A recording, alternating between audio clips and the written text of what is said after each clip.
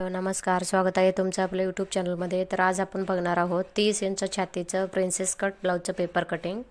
इथे मी double फोल्डच paper घेतलेला आहे आणि बंद बाजूच्या साईडने मी 2.5 इंच गळा रुंदी आणि 5.5 शोल्डर घेतलेला आहे आणि इथे मुंडा पण 5.5 घेतलेला आहे आणि अशा पद्धतीने इकडून पण 5.5 ला मार्किंग केलं आणि छातीचा चौथा भाग प्लस 2 इंच म्हणजे 7.5 + 2 असं 9.5 ला मार्किंग केलं आणि वरतून पण परत एकदा चेक करून घ्यायचं 5.5 आहे की नाही ते।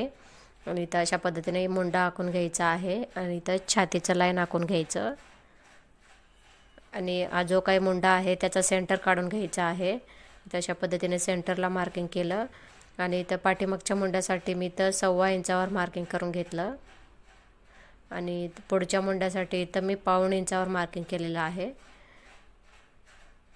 आणि या 1.25 इंचातून आपल्याला पुढच्या मुंड्यासाठी शेप द्यायचा आणि जे काय 1.25 इंचातून आपल्याला पाठीमागच्या मुंड्याला शेप देऊन घ्यायचा आहे। आणि इथे शेप देताना इथं अशा पद्धतीने थोडं खालच्या बाजूने इथं शेप देऊन घ्यायचं। तुम्हाला व्हिडिओमध्ये दिसत असेल अशा पद्धतीने मी 2 लाईन इतकं खाली घेतलेलं आहे, म्हणजे जे काही छातीची लाईन आहे त्याच्या खाली इथं अशा पद्धतीने दोन्ही मुंड्याला शेप देऊन घेतलं। आता आपल्याला उंचीचं मार्किंग करून घ्यायचं आहे। इथं उंची आहे 13 इंच, त्याच्यामध्ये 1 इंच मार्जिन असं 14 ला मार्किंग करून घ्यायचं। इथं मी इकडच्या साईडने आणि एक तिकडच्या साईडने असं 14 ला 2 मार्किंग करून घेतलेलं आहे आणि जे काही वरच्या साईडने छातीचा चौथा भाग प्लस 2 इंच असं घेतलेलं होतं 9.5, ते 9.5चं मार्किंग खाली पण करून घ्यायचं आणि अशा पद्धतीने हे बॉक्स इथं ड्रॉ करून घ्यायचं आहे।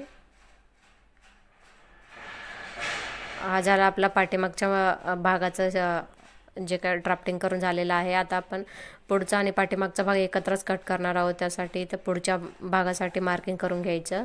इथं पुढचा गळा आहे 5.5 इंच, त्याच्यामध्ये अर्धा इंच मार्जिन असं मी 6 ला मार्किंग केलं आणि इथं 2.5 इंच गळा रुंदी घेऊन इथं हा बॉक्स ड्रॉ करून घ्यायचा आहे आणि बॉक्स ड्रॉ करून झाल्यानंतर आपल्याला पुढच्या गळ्याला इथं मार्किंग करून घ्यायचं आहे पुढच्या गळ्याचं। आणि आता खालच्या साईडने आपल्याला पाठीमागच्या भागाला 1 इंच एक्स्ट्रा लागतं आपलं मार्जिन, म्हणजे उंची प्लस 1 इंच आणि पुढच्या मुंड्यासाठी आपल्याला 1.5 इंच लागत असतं, म्हणजेच पाठीमागच्या भागापेक्षा आपला पुढचा भाग हा अर्धा इंचाने जास्त एक्स्ट्रा असतो। इथं अशा पद्धतीने मी अर्धा इंचाला मार्किंग करून घेतलं आणि इथं हे लाईन ड्रॉ करून घ्यायचं आहे। पुढच्या भागासाठी आपल्याला उंची प्लस 1.5 इंच असं लागत असतं आणि पाठीमागच्या भागाला आपल्याला उंची प्लस 1 इंच असं लागत असतं। इथं अशा पद्धतीने मी मार्किंग करून घेतलं। आता आपल्याला प्रिन्सेस कटचा जो काय आकार असतो तो ड्रॉ करण्यासाठी इथं मार्किंग करून घ्यायचं आहे। इथं मी जो काही पुढचा गळा आहे तिथून 3.5 ला मार्किंग केलं, त्याच्या पुढे 2 इंचाला मार्किंग करून घ्यायचं आहे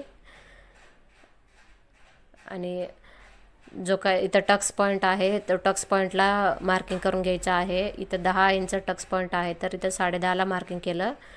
तुम्ही खालून पण 4 इंचाला अशा पद्धतीने मार्किंग करू शकता। इथं मी 4 इंचाला मार्किंग केलं आणि जे काही खाली 3.5 ला मार्किंग केलं होतं ते 3.5 इंचाचं मार्किंग वरच्या साईडने पण करून घेतलं आणि इथं हे सरळ लाईन इथं ड्रॉ करून घ्यायचं आहे आणि इथं वरच्या बाजूने अशा पद्धतीने जे काय पुढचा मुंडा आहे तिथून आपल्याला प्रिन्सेस कटचा इथं आकार देऊन घ्यायचा आहे। इथं अशा पद्धतीने प्रिन्सेस कटचा आकार देऊन घेतला आणि इथं खालच्या साईडने आपल्याला जो काही खालच्या साईडने प्रिन्सेस कटचा आकार असतो तो देऊन घ्यायचा आहे। इथं अशा पद्धतीने तुम्ही बघू शकता, अशा पद्धतीने मी प्रिन्सेस कटचा आकार देऊन घेतलेला आहे आणि इथं खालच्या साईडने जो काही कमर आहे कमरेचा चौथा भाग घ्यायचा आहे। इथं 3.5 होतं, 3.5 ला मार्किंग केलं होतं मी, ते 3.5 पुढच्या बाजून ठेवून घेतलेलं आहे आणि तिथून पुढं 7 इंचाला मार्किंग केलं, म्हणजे इथं कमर आहे 28 इंच, म्हणजे त्याचा चौथा भाग होतो 7 इंच, 7 इंचाला मार्किंग केलं आणि त्याच्या जो काही टक्स पॉईंट घेतलेला आहे ते टक्सचं मार्किंग 2 इंचाचं मार्किंग मी पुढच्या साईडने परत करून घेतलेलं आहे आणि इथं अशा पद्धतीने क्रॉस लाईन ड्रॉ करून घ्यायचं आणि इथं जे काय आपण अर्धा इंच वाढवून घेतलेलं होतं ते अर्धा इंचाचं इथं मार्किंग करून घेतलं आणि इथं अशा पद्धतीने जे काय प्रिन्सेस कटचा आकार दिलेला होता इथं क्रॉसमध्ये मी जोडून घेतलेला आहे। आणि जो काय हुकपट्टीच्या साईडनं पण इथं अशा पद्धतीने क्रॉसमध्ये जोडून घ्यायचं आहे अर्धा इंचाचं मार्किंग. आणि आता आपल्याला हे कट करून घ्यायचं आहे. इथं कट करताना सर्वात पहिल्यांदा जो काय आपण पाठीमागचा भाग आहे तो पण कट करून घ्यायचा आहे. त्यासाठी इथं खालच्या साईडने मी सरळच कट करून घेतलेला आहे.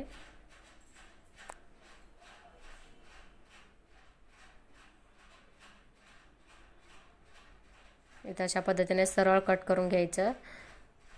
आणि आता आपल्याला हे दोन्ही भाग वेगवेगळे करायचे आहेत. त्यासाठी इथं जो काही साईड पार्टचा भाग होता तो अशा पद्धतीने कट करून घ्यायचा. आणि पहिल्यांदा आपल्याला पाठीमागचा मुंडा कट करून घ्यायचा आहे. आणि इथं जे काय आपण टक्स पॉईंटचं 2 इंच वाढवून घेतलेलं होतं हे आपल्याला पाठीमागच्या भागासाठी काही गरजेचं नाही. त्यासाठी तर मी जो काय वाढवून घेतलेला भाग आहे तो अशा पद्धतीने फोल्ड करून घेतलं आणि जे काही एक्स्ट्राचं आहे ते कट करून घेतलं.